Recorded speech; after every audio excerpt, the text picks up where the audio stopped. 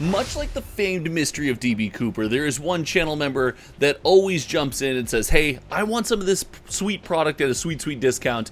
And DB is here with another Foundations box opening. Now, here's the trick with this box opening. This was actually going to be a box that was just in my collection. This was going to be a box that stayed in my collection that I kept forever.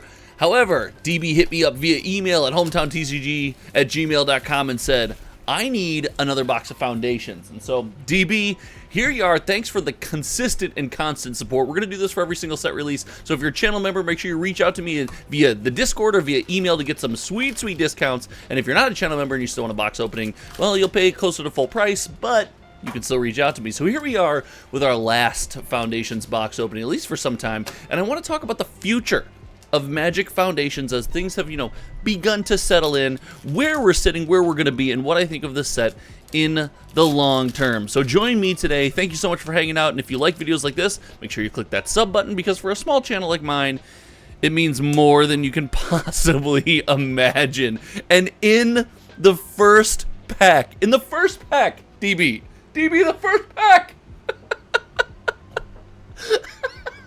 We have a mana foil right off the rip, the Goblin mana foil. And we got a little duplication here with the back-to-back Goblin and the Lunar Insight. Like, listen, if you don't like Magic the Gathering art, I question if you're paying attention. It's so pretty. It looks so good.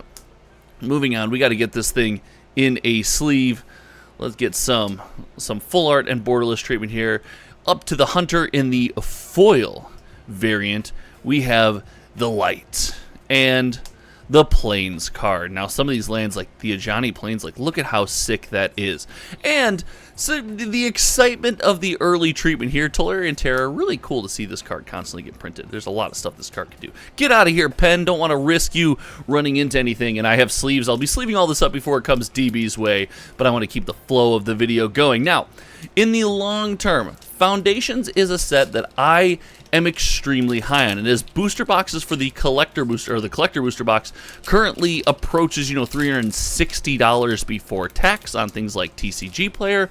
I really do believe that this product is something we're going to remember extremely fondly, except for, the 9 Lives Familiar, maybe not as fondly, as we get the Light and the Trickster. Now, the reason I don't think we will necessarily forget about this product has a lot to do with the direction of Magic in the near future. As Magic the Gathering becomes more and more of an outward-facing game, and there's less focus on the Magic IP, which I know less focus on that IP is not something I expected, but even less focus on the Magic IP and more focus on things like Universes Beyond, I believe that sets like Magic Foundations are going to resonate at a deep level with our fans and our community and regular people like you and I. And the reason I believe this is because, yes, Universes Beyond is a positive. It's something that we constantly enjoy. It's something that, like, listen, whether you like it or not, the community has not only widely accepted, but it's done wonders for our game. Look at the podcasts and streamers that have started talking about Magic the Gathering again and have come out of the woodwork saying, "Oh, Progenitus! Let's go!" Gosh, that's beautiful. Are you kidding me? Oh my gosh. That's so good. Like, we have become mainstream again. Streamers are talking about Magic the Gathering news, the Aether Spark Kaladesh news, and it's just, we've reached an audience of people through Universes Beyond of either, hey, I like this IP, or I used to play a ton of Magic. This box is insane right off the rip. I used to play a ton of Magic, and, something, Lord of the Rings, Fallout, the future Final Fantasy caught my attention and dragged me back in.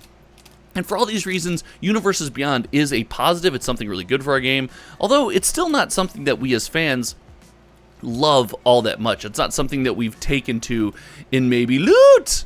the level of excitement that I think was maybe expected when Universes Beyond was announced, especially when you consider, hardcore Magic fan. Gosh, these lands are just beautiful. For that reason, I do believe Foundations is going to be, a rare set in the sense that we are going to miss the magical feel of Magic. And heck, even with Aether Drift coming up, it does feel, Outlaws of Thunder Junction-y, Karlov Manor-y, where you have it.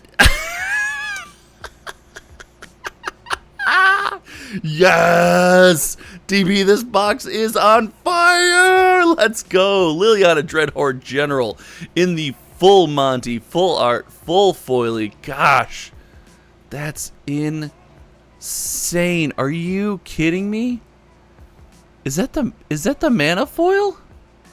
That's the mana foil. That's another mana. I thought it was just a full Monty. That's another mana foil. Oh my goodness. We'll bring that card back out at the end and look at it. We have to. It's too good not to look at again. And Kaito and Phyrexia, gosh, I wish this card was good.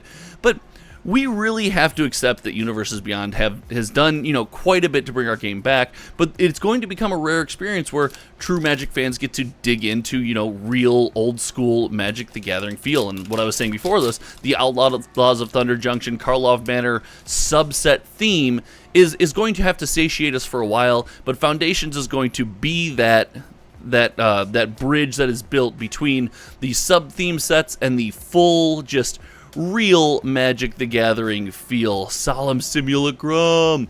And I think for that reason, as we look at our sad robot here, Foundation is going to be remembered fondly, but I will stress that there's a lot that can happen in the coming months that can affect Foundations on a large scale. And we've talked about, hey, this product's going to be available for 5 years, and I've been on record on this channel saying I do not think, oh my gosh, I do not think that the Play Booster Box is, necessarily something that's going to be expensive for a long time. I think it behooves Wizards of the Coast, as we see another Kaito, and ooh, Kira, this card is incredible. This card is so good.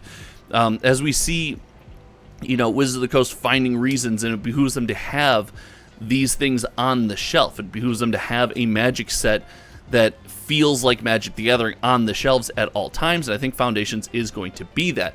What you could tell me, and this is a little, if you stuck around right now through some of the hotness of the box, you're going to get a hot take here. You could tell me a world where we start to see, if we have not seen the last one, we start to see a drastic dwindling. Vivian with the piggy. Let's go. We start to see a world of, I don't want to be hyperbolic, but essentially a dwindling and maybe no more. Ooh, the Pride Mate, our first full art uncommon. A dwindling and maybe no more master sets. And what this does for something like Foundations is where you get a set with a mix of, quality reprints that do work in actual Magic formats, as well as new cards that are hype, as well as chase. I think we have, a certified mix, a brew here that represents a banger. And where would we be without the beautiful Blasphemous Edict? Couple dollar hit right there. Cure, couple dollar hit right there.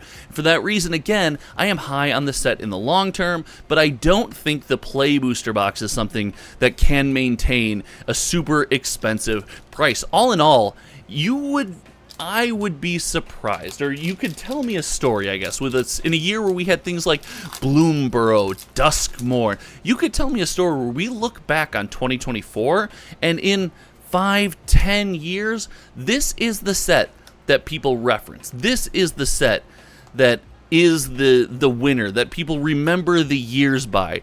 Ooh, the Spinner of Souls again. Gosh, this art is just so good. You could tell me that this is the set that we remember the year by. An offer you cannot refuse is this Foundations booster box. And that would not surprise me. I think that would be, it's not only on the table, but very possible. All right, the last booster pack opening right now. DB Cooper, thank you so much for the support. For all the channel members out there, thank you for the support. I think this set's going to do work in the long term. The set's going to do numbers, and I think it's going to be remembered as maybe the best set of this year in the future. As we dig in and we see the light, I think we have more than a full playset of Exemplar of Light here. The Valkyrie's Call.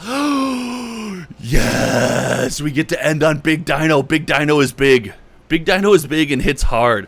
Ladies and gentlemen, if you enjoyed this video, remember to hit that button down there. Remember to congratulate DB Cooper and the Blood Witch on these incredible pulls. What a sweet freaking box. Thank you so much, DB. All these cards are coming your way in sleeves and protection, and not only that, there's some extra stuff in there for being an awesome channel member. Thank you so much for hanging out. Until next time, you guys know me. My name is Josh. I hope you click one of the videos down below that YouTube is showing, and have a great day. All right, we'll see you around. Goodbye.